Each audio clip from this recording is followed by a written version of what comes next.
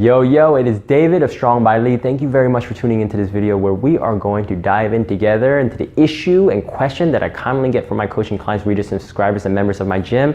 And that is exercise effective for weight loss? What do you think? Is it effective for weight loss?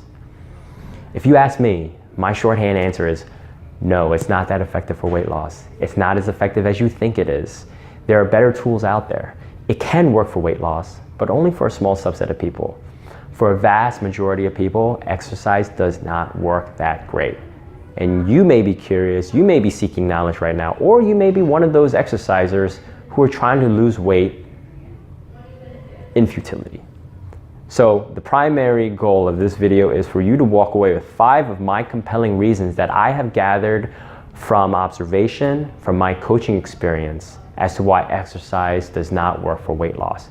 And I'm hoping that you are better informed, better educated. Use this video as a resource so you can make better decisions moving forward. So let's dive right in. 5 reasons why exercise is not effective for weight loss. Number 1, technical proficiency. Not all exercises are created equal. Not all skill sets are created equal. We'll go into that. Number 2, genetics. Genetics plays a part on how well someone responds to exercise. Number 3, recovery. That mechanical stress that you're putting on your muscles, tendons, ligaments, joints, and your central nervous system requires recovery. 4, appetite manipulation. That mechanical stress of using your central nervous system, tendons, ligaments, joints, muscles burns calories. Your body wants to replenish those calories. And finally, number 5, time commitment. Do you have extra time to devote to exercise? If you don't, then that's an obstacle for you right there. If you do, maybe you can use exercise for weight loss because you may not have anything better to do. We'll explore those. First, we're gonna go into technical proficiency. All right, technical proficiency. When we're talking technical proficiency, we're referring to 2 things under technical proficiency. 1, how well you execute an exercise, and 2, fatigue management, AKA conditioning for that exercise. Now, how well you execute an exercise and fatigue management, they play huge roles in how well you extract calorie burn from exercise. For example, research has shown that elite level cross-country skiers can burn up to 1,000 calories in an hour. Now, 1,000 calories, you may be thinking, whoa, that's a lot. That's probably more than half of what I'm eating per day. But if you've never cross-country skied before, or you do cross-country ski, but you don't do it on a regular basis, try doing it for an hour, and more so, try doing it at the level of intensity and effort that these cross-country level skiers are doing. They've been doing this for years and years and years. Their bodies have been conditioned, which leads me to fatigue management. Because they've been doing this for years and they've built up the endurance and their tolerance and their work capacity for this particular exercise, their body is able to withstand that pressure longer. Now, the big thing about fatigue management is that aside from the fact that fatigue, lactic acid, and the burn and the pain are self-limiting factors for exercise and weight loss, one of the main reasons why people get injured during exercise is because their technique breaks down. And their technique breaks down because they're too tired.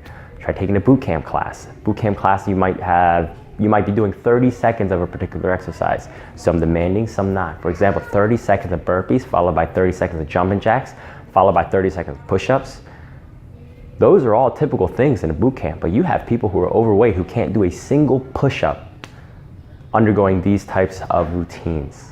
Now, not only are they not extracting the full benefit from exercise, hence not getting full calorie burn from a particular exercise, but they're placing a lot of stress on their joints. They're letting fatigue get out of control, and now they're risking injury and burnout. And when you get injured and you get burnt out, guess how many calories you burn from exercise?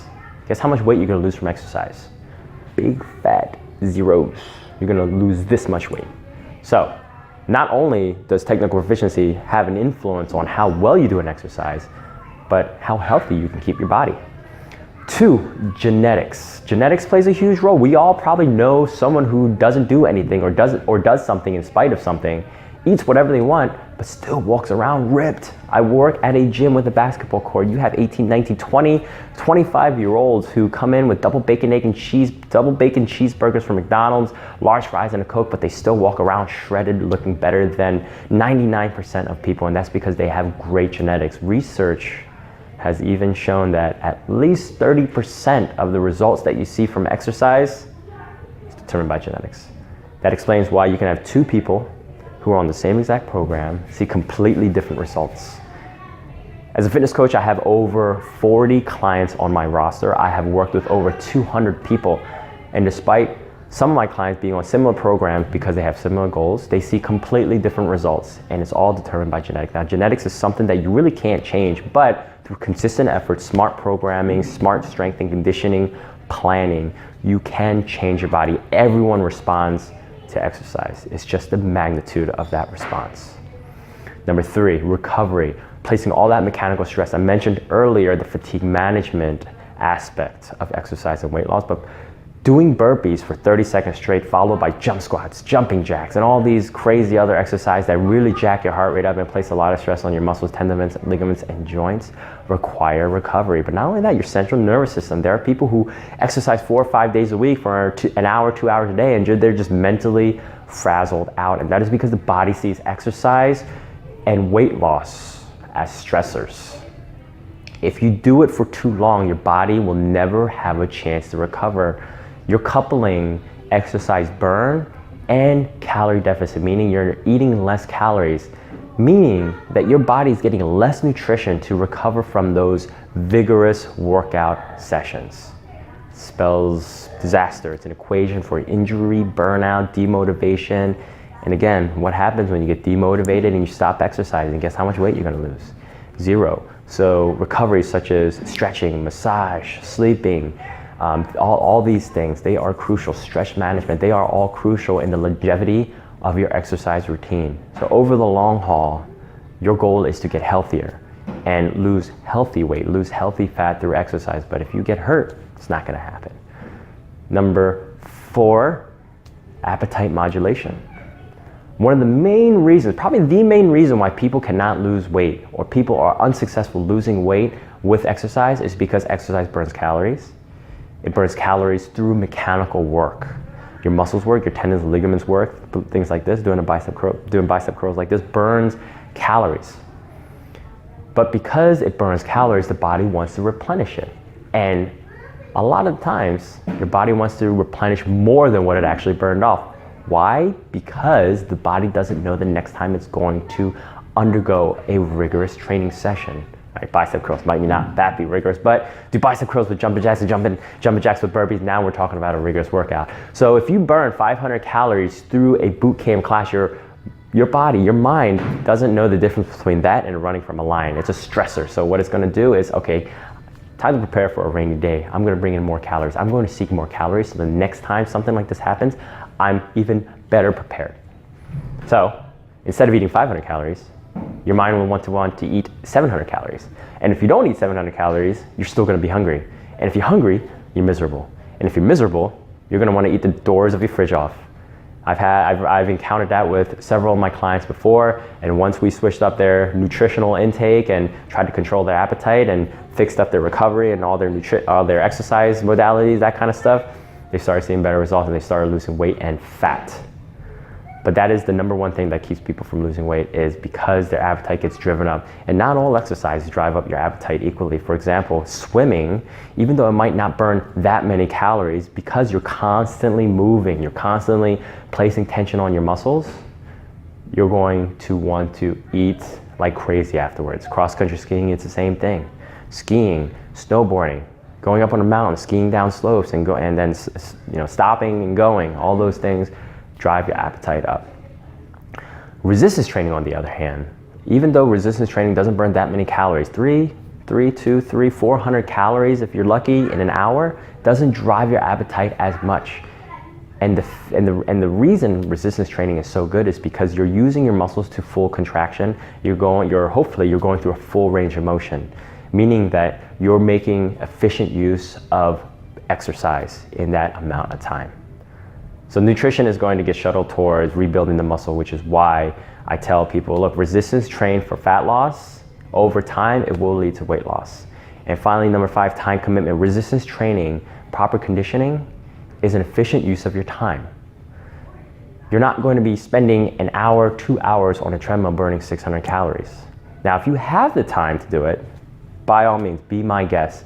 Let's try to take into consideration technical proficiency, recovery, appetite modulation, genetics, and then look at time commitment. If you're able to come into the gym 4, 5, 6 extra hours per week to exercise in hopes of weight loss, that's fine. Most of my coaching clients, they don't have that time. They come to see me. Some of my coaching clients have a hard time seeing me 3 times a week for 45 minutes. I'm not going to expect them to come in on their own for an hour or 2 hours just to do a little cardio. So if you have the time, that's great, let's do that. We'll go into a couple of different drills that you can do at the end of this video that are good uses of your time. If not, then we want to focus on the most important thing, which is nutrition. Now, when it comes to effective forms of exercise that kind of take all of those things into consideration and makes efficient use of your time, can't ignore sprints, hill sprints in particular, because they place less stress on your joints.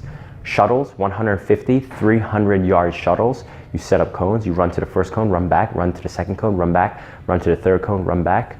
That stop and go traffic is great for cardiovascular health, change of direction, speed, agility, acceleration, and because you're not maintaining top speed, there's less risk of injury with shuttles. Hill sprints, same thing, because you're going up on an incline, that's self-limiting, self-correcting, meaning that in order to run up that hill, you have to have proper form.